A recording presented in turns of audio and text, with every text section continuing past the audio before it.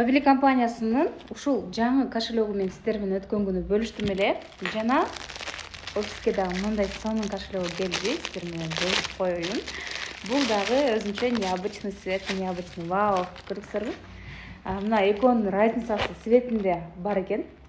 Көлөмү бирдей, качество мощный. Замоктору дагы прям идеальный. Кармасаң дагы сонун экен. Бул чоң клетка болсо, бул майда клетка. Азыркы учурда ушуга окшош цветтер трендтер. Өзүңүзгө жаңы кошелек алам деп жүргөн болсоңуз, анда азыр в наличии срочно заказ кылып алыңыздар. Мына биринен өтүп, бири жашынакай. Ушундай необычный продукциялар дагы Фаберликте бар.